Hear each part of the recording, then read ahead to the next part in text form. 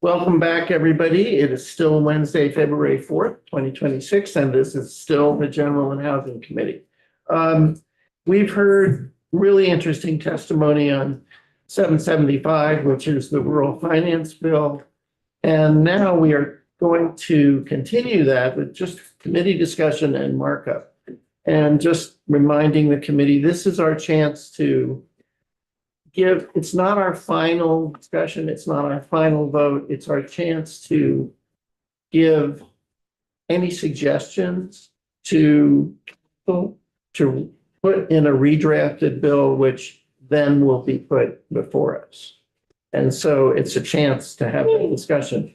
I would like to say to the committee, I really appreciate your patience because you are in the midst of several bills at one time. I mean, we're dealing almost simultaneously with the manufactured home bill, with the rural finance bill, and now we're going to be taking up landlord tenant all at the same time. And part of that, and I know that's difficult to juggle, and I really appreciate everybody's patience.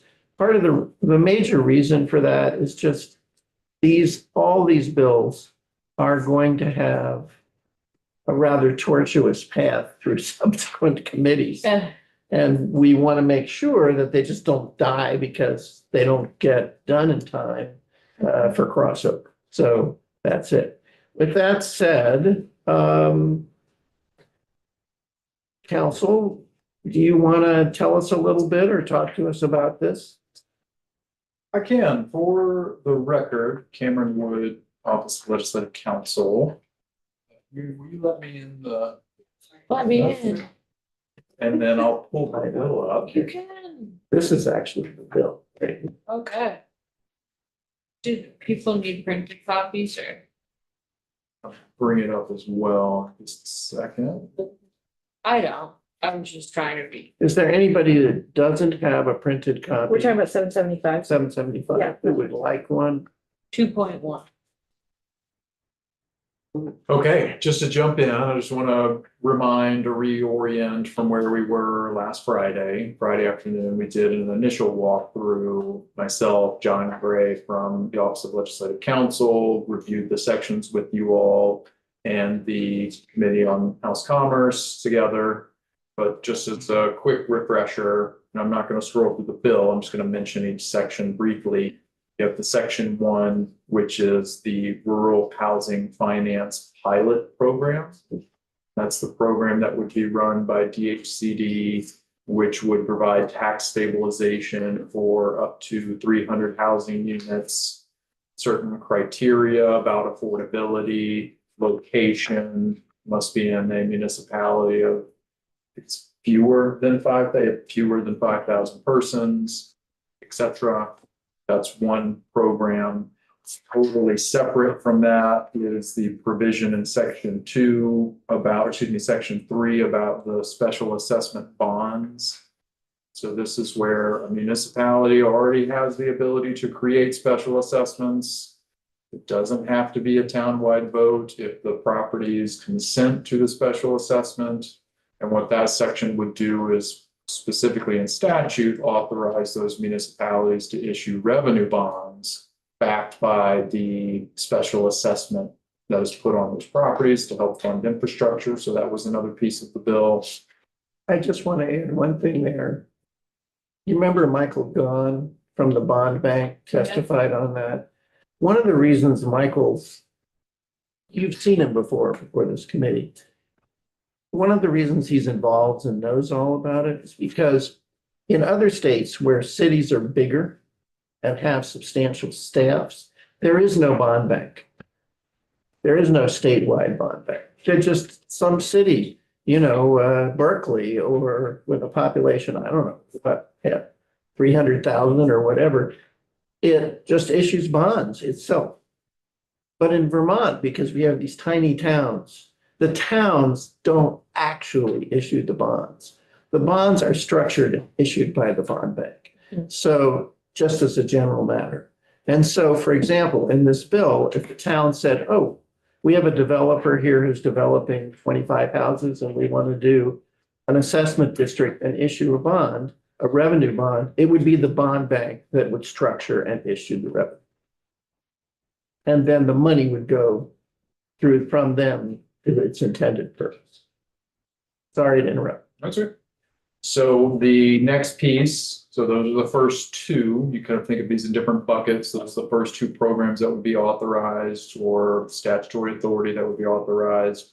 The third major change was with the state treasurer's office, where currently the state treasurer has the authority to use up to 10% of the state's available cash on hand. I may not have the exact words right on in front of me, but they can use that for the purpose of funding mobile home infrastructure projects. The proposal here would be to expand that to 12.5%, so an increase of 2.5. It would authorize the state treasurer to keep the interest from those loans that are given out with those monies. Currently, that interest goes into the general fund. State treasurer's office could keep it and use the additional 2.5% and the interest to help purchase offsite constructed modular housing, et cetera. And could use both for that purpose. The interest would go into a new special fund. It is called the Vermont Housing Special Fund. And again, the interest could be used for that purpose. The fourth, And a 1% credit facility, 1% tax, an additional 1%. so it increases it to 12.5%. Yeah. But the way I read the language, and I believe the way the treasurer's office is interpreting the language, and so this may be a point of clarity, and I'll circle to this in a second when we get through, but I read it as the 1% that you're referring to, Mr. Chair, is just a 1% of the 12.5%. Okay, so that Wouldn't be 13.5. All right, okay. Okay, so the fourth kind of program is this is in section 6 on page 12. I should have been giving you some cues along the way, my apologies, but on page 12, section 6 is the offsite construction accelerator pilot program. This is where the Agency of Commerce and Community Development, working with BGS, would work with a municipality that's willing to participate to try to, kind of pilot the concept of doing bulk purchasing of offsite modular construction to then place in that municipality. And then the last piece is there were some changes to the VHIP program to allow the department and its organizations that it uses to fund the money through to developers to provide those loans or grants upfront as opposed to throughout the life cycle of the rehabilitation. So those are the sections. I will also comment, we already have some changes that are, I would say more, I don't want to say they're not substantive, but a little administrative. If you recall the conversation, the Commerce Committee wanted to make some clarification on the location of the rural housing pilot to make sure, remember there was discussion about the location, could it be located in a CHIP district? Currently, the language is housing development site. That committee wanted to tighten that language a little to make sure it's not available in an area that has been designated for the CHIP program. The Vermont League of Cities and Towns wanted us to clean up reference to municipal ordinance instead of municipal bylaw. So there's some, kind of minor language tweaks there that we were asked to make. The Michael Gaughan mentioned providing some technical amendments to the special assessment bonds, which I have not coordinated with John Gray as to whether he's received them or not. But we've been asked to make some changes in that section from the bond bank. And then, as I was just mentioning, and I'll go ahead and start jumping around the pages so you can follow along. This is where in the credit facility piece, I'm going to reach out to the state treasurer's office because I want to clarify a few things. For starters, this is the language that's currently in statute. You can see on line 7, this is where it's increasing from 10% to 12.5%. When you look at sub B, it says that the financing is available for infrastructure projects in Vermont mobile home parks. that's the limitation on that credit facility. My understanding is the credit facility is being used to loan out for housing projects as a whole or in general. So I just want to touch base with the treasurer's office to make sure. Do they have authority somewhere else for that? Does it need to be added in here if you all choose to make sure they have the legal authority for that purpose? You're kind of following along with me? In other words, this is a problem not with this bill. Right. It's just that in reading the statute, we discovered that it's not very well worded. It's one of these situations where it seems to say one thing and the treasurer for years has been doing something else. So Can I ask you about that? Yes. Well, above in A, it mentions that they need to make the investments following guidelines in 32 VSA 433B and C. What are those? I can pull that up. Those are just about general principles regarding investment of state funds. Like, are you gonna get paid back? Is Yes, this that kind of person stuff. credit worthy? It's not guidelines about housing No. goals or, okay, so the fact that it says in B, treasurer may use, but remains silent on what other things they may use it on, you're saying that's what that legally means, oh, it should have been limited? So this is what I want to talk to them about, or I want to ask. The question came up in your testimony, Mr. Chair. You actually asked the question, and I don't know that the treasurer was very specific in the answer. I just want to check in with them on what authority they believe they have to take these monies to invest them in housing projects. Because when I read that section, it says they may use them for I know. infrastructure projects in Vermont mobile home parks. Yeah. It's a may, Right, but that doesn't allow them authority to invest in anything else that's not on the list. They need statutory authority to do that. And so that's just what I want to clarify with them. So it's not in this bill. It's just we happened on this problem. yeah. Which, by the way, given that I just had a bill, which you all voted out and the House voted out, clarifying that a statute on the books for 30 years in California that was flatly illegal under federal law, nobody noticed. I am not surprised to discover this, but we thought we'd at least bring it up. I think there's a very glaring difference between the two. One was enacted upon, one is wildly being acted upon. Okay, so that's one piece. The other piece that I want to discuss with them is, it's really more of a clarification. It's for you all, but Mr. Chair, you had kind of mentioned it, and I want to make sure the language is clear. When you get to the subsection F, so this is where the treasurer, this is line 6 moving forward, the treasurer may use amounts available under this subsection and the subdivision E2, which is where you have the interest paid on the loans coming from the credit facility, may use those monies to aid in the purchase of offsite constructed housing units. So it says the treasurer shall have the authority to create a credit facility of up to 1%, on line 4 here, of the state average cash balance pursuant to the total funding allocation under sub A. The sub A creates the 10%. So as I read that language, I'm reading it to say of the 10% proposed to be 12.5%. You can use 1% of that for this purpose. Which is We just what want to they're make telling sure- you. They're telling you. Yes, I think we're on the same page. I just think the language can be cleaned up a little bit to make sure it's not interpreted as you have the 12.5% over here. Now you get another 1%. Now we're at 13.5%. Pretty big difference. I just want to make sure. I think it could be, I would probably reword the language to just say of the total amount under subsection A, the treasurer may use 1% of that amount for this purpose. So there's just a little up there that I think would be helpful.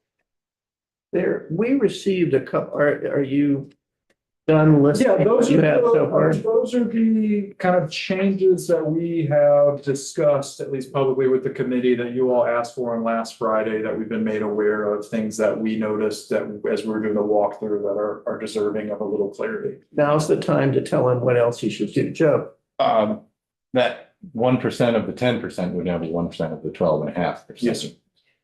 Do we know what that number looks like? Ooh, I would ask them. Anyone? I think it's, 120 million. let's see, they're assuming 1.2 billion, which is less than they actually have. In other words, on average, 1.2 billion, I'm thinking out loud, is the amount of the total cash that's running around conservatively. And so 10% of that would be 120 million. It's 12% would be whatever the hell it is. But let's say it's 130 million. That was the figure we. Yeah, were given. 130 We were told, million, like, of the we'll raise 130 30 million, 1% of 130 million would be 1.3 million, which is probably plenty. plus the interest, and I don't recall what they Yes, said was the right. interest. We heard really interesting testimony today, and Jeff Lubell had two suggestions, both of which I think are pretty innocuous but nice. One was that the state treasurer, at the appropriate point, we indicate that the treasurer, perhaps with respect to the credit facility, coordinate with HCD, the four agencies, VHSA, VHFA. the four housing agency. VSHA, VHCB, DHCD, and VHFA. So I will say that my understanding from the treasurer's office is they already run the projects, if you will, through their Through their investment. committee, Yep. which has some, but not all of these people on it. That's what I was wanting to pull up. It has the state treasurer, the chief executive officer of VEDA, Yeah, Vermont Economic Development Authority, the Right. chief executive officer of the Vermont Student Assistance Corporation, Yeah. the executive director of BHFA, the director of the Municipal Bond Bank, and the director of Efficiency Vermont. right. So it's not the same group. So one thing you could do is add them. No, I would not recommend trying to change his investment committee. His investment committee was selected because those people are all financially very savvy. But I think if we just coordinate with those agencies, that would be enough. But I think my question would be, what are they coordinating? But they're coordinating about the credit facility. Because that puts them, that's the part in which he's overlapping with the accelerator. Right, so my thought is if I'm just making sure you understand if we go draft this up. So you have this credit facility. Before they issue out funds, they run them by this investment committee. And then I'm saying, are you wanting them to also, if they're coordinating, are they Consulting coordinating? with Okay, is fine. I think that I'm not even sure that the credit facility would be run by their in other words, that board, what do they call it? it's the BIAC. Local Investment Advisory Yeah. Committee. That committee is, they issue RFPs. A big, like they've issued a big RFP for X million, 40 million bucks. And then they get responses, and then they give it to LIAC to prioritize them and pick them.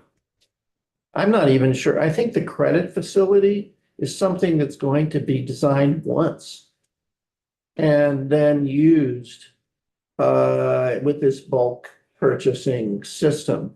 So I don't even know if they'll use that entity. They might, I just don't know. But I think that we want them to work. I think it's harmless and wouldn't be a bad thing to require them to consult with those agencies concerning the design of the credit facility. Just the new credit facility for offsite construction? Yes. Or the original credit facility that they're currently using. No, the offsite construction. And who are those entities? And they are, who has this memorized? DHCD, oh, sorry. DHCD, the SHA, the HFA, and VHCD.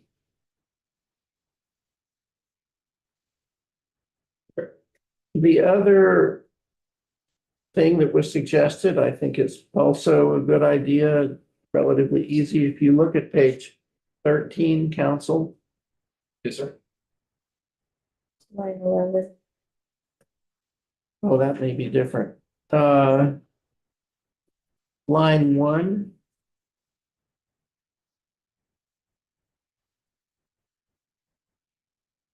Oh, wait, I must have a, this is 2.1.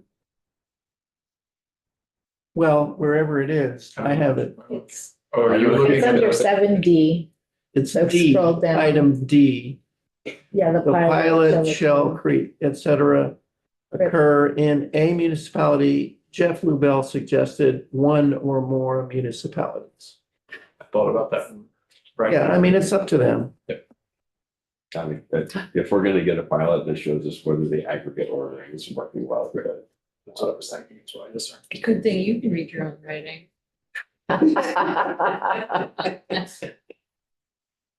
And then do we have to also on line 15, instead of the grant should be made available to the participating municipality, do we have to pluralize that? Yeah, we should. Municipalities? Eagle eye dodge.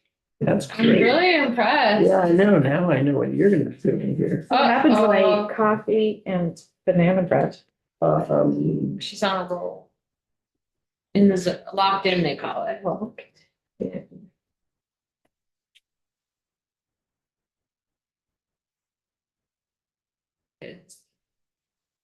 So, other thoughts or suggestions? Take your time, everybody. We have it. I thought that Jeff Lubell also talked about, maybe not in the legislation, but requesting input on statewide building codes, I see that in F, we talk a little bit about report shall include information on whether to enact a statewide building code for offsite construction, and he said to make sure that that code, whatever it is set higher than the HUD code. That's a Well, different issue, but it's a very interesting one. if we Yeah, go ahead, Tom. leave at the discretion of the DCHD and other groups, they may at their discretion look at a couple of different codes. Yeah. So they may, because HUD code may. be- That's what we're enabling in this, or you're saying that's somewhere different? Where are we? We are online. Where are we? Just keep, Sub F, it's the last two lines, 20 and 21, at least Representative Dodd referring to the report. Okay, yeah. Include information whether an act is statewide buildings code. For For offsite offsite construction. construction Yeah, and off-site construction covers a lot. covers a lot. So it'd be code or codes. That's a great idea. Because the Yeah, HUD code is going to govern Yeah, I'd say manufactured code. homes. I'd say code or codes. Yeah. And then, What about enforcement? I would assume they would include a recommendation in their report. you know, actually, yeah. there's Be another specific. committee working on some of that stuff too, but for, Yeah, two things I would just comment. I mean, the state does not have the authority to alter or Building codes. change Right, yeah. the requirements regarding manufactured housing, because those are federal regs. That's her HUD, yeah. But, you know, it's good that it's adopted a separate That's code right. that was in Trying to say. alignment with that, or addressing other types of offsite construction. But Representative Krasnow just brought up a point that I was also going to mention. This is limited to offsite, so that's Right. somewhat, I think, helpful. Right. Because there is a committee, they may have already submitted their final report, I don't know, but it was a committee looking at I the don't think so. residential and commercial internet. That's still- And that is something we're gonna work. Look like whether there should be a statewide building code. But I think that if I you don't- just said code or codes, it would be great. And we, What, right, and we get out of it with the offsite. right, what, just Yeah, to, because if it's statewide building code in general, it's another whole battle. Right, we don't want that beast. okay, But this says for offsite. Yeah, so construction. I was just reiterating this is good. yeah. Yeah. Here, I want to tell the committee about a discussion with several parties that I had this weekend, which council is aware of, that sort of relates to this. Last week, I was made aware of what Jeff Lubell, remember Jeff Lubell at the end of his testimony? He went through two different programs. One was this one, 770, whatever, 775. And one was this other program run by the Vermont State Housing Authority. So Kathleen Burke kindly sent me a kind of 4-page or 3-page description of this other project they're doing. And I participated in a conversation over the weekend about what this was because, no, on Monday, because I was concerned and Tom was concerned. We just wanted to make sure there weren't contradictions or problems here. And it turns out there really aren't. Our program, this accelerator here, deals mainly with what is currently called off-site modular construction. That's the kind of thing that you heard testimony on today from from Jason Webster, what Huntington Homes and others do. And they very much would like a statewide building code because they don't want to deal with different codes in different cities or towns. Other states are doing it, and there's a lot to be gained, not the least of which is not just uniformity, but if you think about it, when you have regular stick-built construction and you need, let's say, the code inspector to look at the electricity, it has to happen there and you have to open up, the building has to be opened up so that you can see everything, right?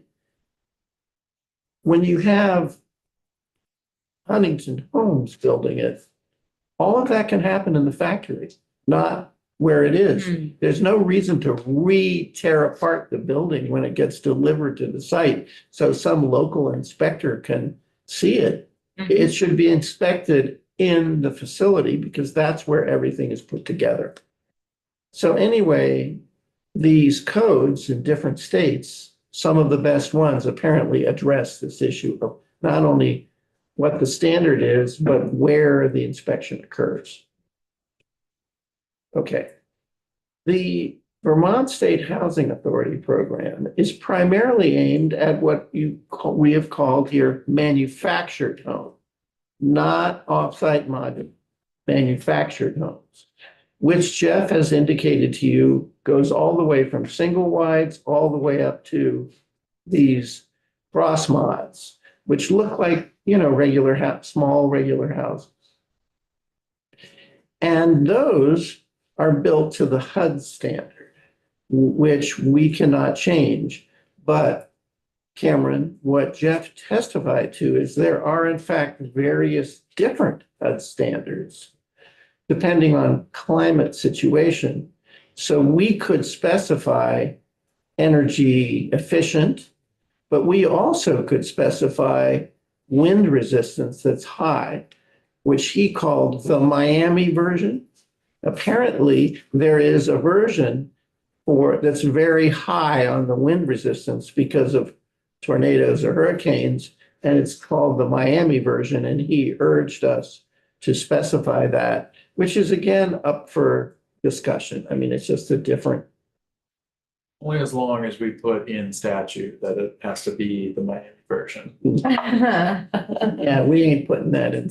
Yeah. Okay, I'm just giving background. So as a result of those conversations, we concluded that the language in our bill was more or less okay, and just, they suggested one extra paragraph that again, in the modular section, it was just requiring coordination, and I gave that to council. But that's it. They felt that otherwise, if the treasurer wanted to get into this other program, that there was sufficient authority to do that. And of course, I would just add from my own perspective, I think these two worlds, the world of manufactured housing and the world of off-site modular or other, they're, to me, slowly, they're both built in factories. They're different factories now. I don't know how long that will be. One has got HUD codes, one has state codes. I wouldn't be surprised if over time they don't all kind of merge. But right now, they are different. I don't think they will. They'll never. One is an affordability option and one is a durability option. They're both available. I don't Yeah. think so. No, I just think that manufactured homes are going to get bigger and bigger and bigger, That's true. and modular are going to get more and more flexible. And no, I mean, I think that the construction techniques will always be different. Looks good to me. How do people feel at this point? Are there any other things that are bothering people that they would like council to address, or just bothering you? In life, I am very bothered. So where have we given the language that we need to give Cameron to, I guess, codify the way that the dollars have been spent He's so talking to far? the treasurer's office about it. We haven't messed with it. He's talking to them first. Yeah, and that's the thing, I want to be Isn't clear. that our job? Well, yes. Yeah, it will have to come back to us, yes. That's just the Okay. thing is I'm not trying to, I just want to ask them, there could be some other provision they can point to that I'm simply not aware of. Right. So that's why I'm not trying to cause a storm. That's why I just want to ask, hey, my understanding, it appears the statute is limited here. Is there something else that you have that gives you more broader authority? In which case, you may not need to do any, there may be no change. Leave it, yeah. Right? Maybe a cross-reference to that section or something to that effect. Mm. If there is language that should be added to specify, that's where I would probably pencil something out and just bring it to you. And yes, ma'am, that is where you all would. he has it ready. You have the language ready. And just for the record, it's not that I oppose what's been done. I think it's important to, we heard great testimony on how many units this helped to put on the market or to rehabilitate. So, yeah, thanks. On that puzzle. I'm gonna turn. You're not bold. This is why they go to law school. Girl. So. Yes, sir. Okay. Page 10, there's two, so there's a section authorizing state treasurer to use up to 1% of et cetera,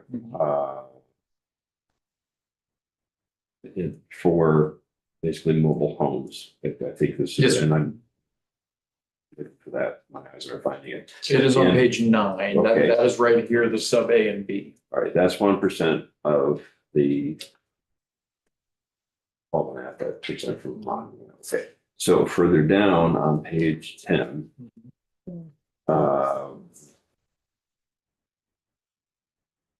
Line 16, interest paid on loans under this subsection to provide capital for housing projects, that's the offsite construction housing. So I'm trying to, one, picture, we have average collected daily balance, we have 12.5%, then we have the 1% available for mobile home infill and so on. I think there are somewhere out, there's another percent here and there for other things. The interest paid on the 12.5% or the interest paid on the 1%. Yeah, so think about it, Right, and it's in addition, just to compound things. The testimony we just heard, which requires that things be built over the winter. That's not a 12, it's not as short of a short-term loan as we were originally thinking. It's not a few weeks. It's 6 months. So does that, how we're calculating what's available, is it enough to back the 300? Well, we're talking about 300 homes in the, rural development. so this is my understanding how I would respond there. So under the A and the B, currently you have the 10%. They take 10% of the average cash balance, they can loan that out. They also have under C, the authority to do another 2.5% that is limited to these climate infrastructure and resilience projects. That's in the top of page 10, lines 2 and 3. So that is current law. You got the 10% for housing, just argues that. You have the separate 2.5% for this climate infrastructure and resilience projects. What this new sub E is saying is they can keep interest on both of those facilities, not just the 10, which they're proposing to go up to 12.5. Mhm. Both of them, they keep interest on all of that, which can be used for bulk purchasing of off-site constructed housing. This is on lines 20. So that's the interest. They get to keep interest for both. They're going to put it in a special fund and they can use the interest for this. How much that is, I would defer to the treasurer's office, because my understanding of the testimony is some of these loans they're giving out are 10, 20, 15, 10, 15, 20 years. So how much interest we're talking about, I would defer to them. And then when you get to the 1%, which can be used, so this is on page 11, now we're in the sub F. The 1% can also be used to facilitate bulk purchasing and offsite construction. My understanding is that 1% is just a subset of the 12. Because So it you got doesn't, the 12, which can be for all these housing projects, mobile home infrastructure, as the statute says.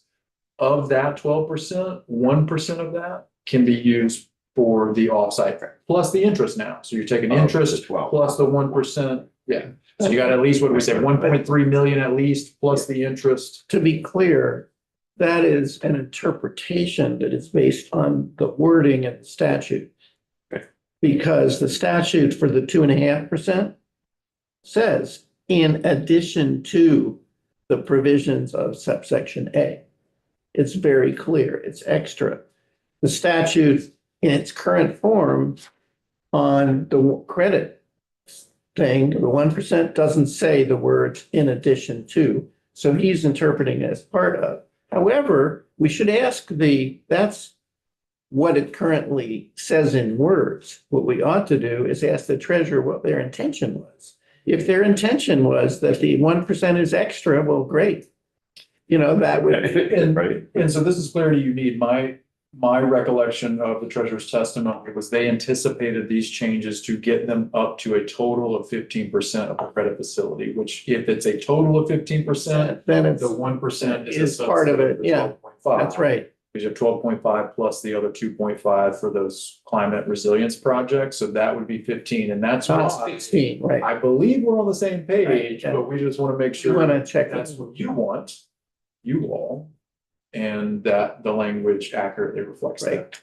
I do want to tell the committee, I don't have any idea what's going to happen, but I just want you to be aware that the issue, not the issue of 10 to 12.5, not the issue of the 2.5, that's an existing, not the idea of the credit facility or the 1%. That's all fine. What I think is going to be at play in other committees and other committee chairs is the interest. Because which isn't a lot. I mean, it's like less than $1 million a year, but it's something. Currently, it goes to the general fund. we'll see. And I am having discussions with the chairs of those committees. And we'll be back in touch with you as soon as I know what might happen. So the major part of this is gonna, I think, be okay, but the interest is gonna be a little controversial. But the credit facility is Yeah, not funded right. to that bit of interest. Yeah, That's It's fine without that. We're talking about a lot of money. Yes, Joe? My question is something different, Yeah, which would be the point that was made today on, depending on the financial structure of somebody building this out, the fewer funding sources seems like more inevitable in rural areas. Not gonna have a, right. They're not gonna do a Wildly. tax credit deal. they're not for doing 5 some houses wild today, yeah. 15 different funding. But, which was pointed out that, if this is only used with one other program and then they're funding the rest through just a typical bank structure, the cost of having the 2 affordable units just transfers over. Transfers over. Takes the other, say if it's a 10-unit thing, takes the other 8 units and moves them up the scale and out of possibly closer to hitting that bell curve and move. 2 things is the money held back in this program to fund that, was part of that to cover that cost? To help? At the alleviate some moment, of there is the- no reference. Okay, go on, and then I'll tell you what I think, but I don't. know. Okay, to alleviate that. Because this is a 15-year Affordable. minimum Right. and a 10-year. Yeah, benefit. Okay, let me try to answer your question as best I can. This bill currently does not say in the treasurer section that the treasurer may use the 12.5% should the treasurer so choose to offset the affordable housing inclusionary costs of the section 1. Okay, it could, it doesn't. The second thing I can tell you is I think probably the treasurer has authority to do that already, but it doesn't say it. Third, inclusionary zoning in places where there's not extra money. I had a conversation with Champlain Housing Trust about this because I was worried that that the typical devices, not talking financial, to maintain affordability over time Yep. were simply not available with small projects, that they didn't do it. That CHT, for example, didn't do little projects, with shared equity and all that stuff. Yeah. I was wrong. He said, no, we do that all the time. We have all kinds of little projects where we do that. The helping a small developer get affordability. On the issue, though, of the cost, you are right. Jeff Lubell, in my opinion, Jeff Lubell Jason Webster was correct that in an inclusionary zoning environment where there is no external funding, what you're doing is raising the price of the market rate units. And I think you are right in that the 2%, 4% or 9% tax credit monies are simply not available on a project that small. Yeah. I do think my memory is that we went over this somewhat with Chip. And we ended up at a place that had affordable housing requirements because we weren't going to get out of Ways and Means without. on the feeling there that if we were investing public money, this had to be a requirement. I am not going to say anything about the wisdom of all of this. That's the best I can answer. Okay, two things would be, one is if this truly is trying to get to our smaller communities, I'm curious how many of those have inclusionary zoning. In Very few. 2,000-3,000 Yeah, I doubt it. towns. Yeah. And the other would be how, just the math of it being that if you have 4 units or if you have 13 units, 2 of them have to be.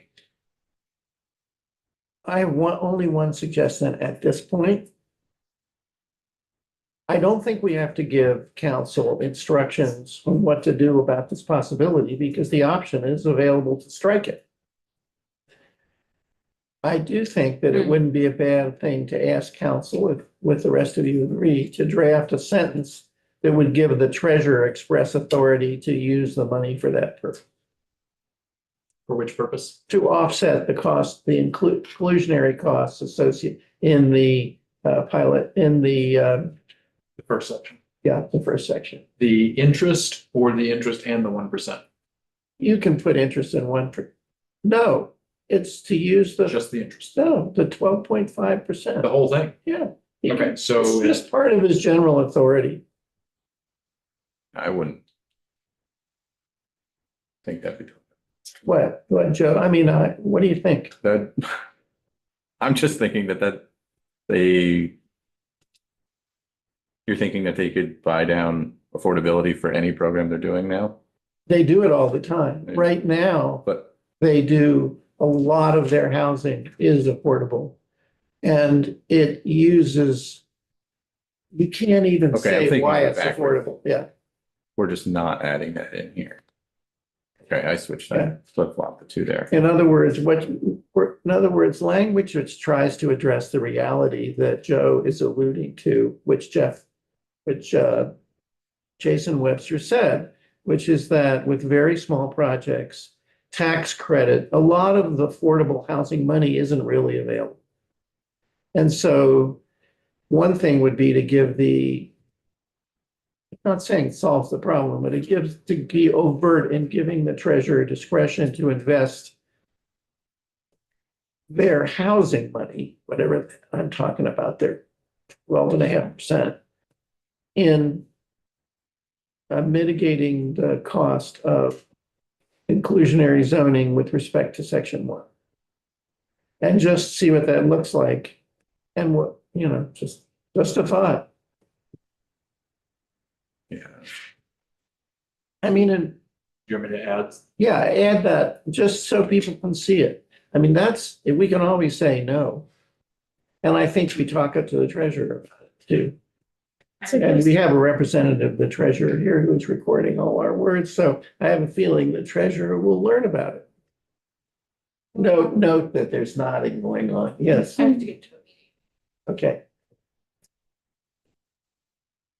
I think just this is more of a, I guess, broader policy decision than a drafting one, but I guess I'm sitting here,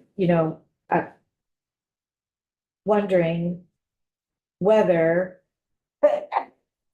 this program being limited to 300 units with a limited increase in funds using the cash on hand balance and trying to address a very specific issue in our housing holes. I can't believe I'm going to say this. You are, Does it make more sense to do market rate increases without the affordability? With the case that these are in areas that already the market rate there will already be more economic than in urban areas where there are other programs available that work to build bigger projects. I want to say, first of all, you couldn't be onto a more real policy struggle. That is, if we really want to be dealing with small projects in rural areas and see what happens in a pilot program, it is arguable, it's very arguable that there should be no Strings express Yeah. more More pressures. Yeah, inclusionary, that is arguable. As far as I went in the draft, just so you know, is we generally, because the question immediately is, well, wait a minute, what if they just go in and build the $600,000 houses? You know, here we are doing a pilot program and it produces a, couple of dozen or five, 50, $600,000 houses bought by people from Massachusetts. And so what I did was I put in that the department that administers this considers when it picks among projects, their ability to produce affordable units without defining affordable in that part. It's not the inclusionary part, it's just general. But part of my real answer to that question that I've gotten from people was, well, what's to stop just $600,000 houses is, it's a pilot project. Let's do it and see. Let's see what we get. But that's a very real tension. Hard answer to that, the market rate housing in a rural community is lower than it is in a private community. The construction costs aren't. Yeah, so what's happening is it's just not being built. Yeah. To meet the cost of Yeah. construction, so that. In other words, part of the problem of what we're dealing with, everyone, is that Surprising. Can I just respond? That surprises me only because we've also heard testimony that is that because of like transportation and like. he's saying the market is lower. No, I know, but the But not the construction, construction. I get that, but I'm also surprised to hear that, given that we were told that urban infill is really, really expensive because you're trucking things in and out, you have nowhere to leave your stuff, whereas. It's complex, and that does add to the cost, but the material costs are the same, the labor costs are almost always the same. So there are, building, if you, apples to apples, if you build a home in an urban area and the same home in a rural area, it will cost the same. When in Land is urban- cheaper. in the urban infill, you have some additional, first of all, you're not probably building the same home. But there does get really complicated. Maybe you don't have room to spread out, you don't have room to leave materials there underfoot if you don't want them to vanish. It is a little more complicated. But the problem that we're facing is, just to put artificial numbers on it, let's say a house costs 600,000 in Burlington and 500,000 in Chester. The problem is that the average group of buyers in Chittenden County can afford, they still can't afford the 600, but maybe they can afford 400. But the same group of buyers in Chester can only afford 300. So the gap is very real in rural, even though the construction costs are a little lower, the ability to pay, the market is less willing to pay, which is why one of the reasons that we are seeing a paucity of construction in rural areas Yes. is that developers can't pencil. They can't make it work.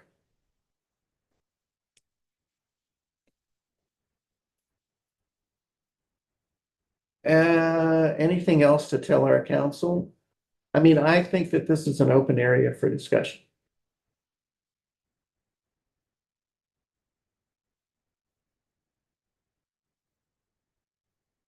And I will inform everybody, I'll tell everybody, because it will fit into what we're doing, the results of multi-party conversations with other committees.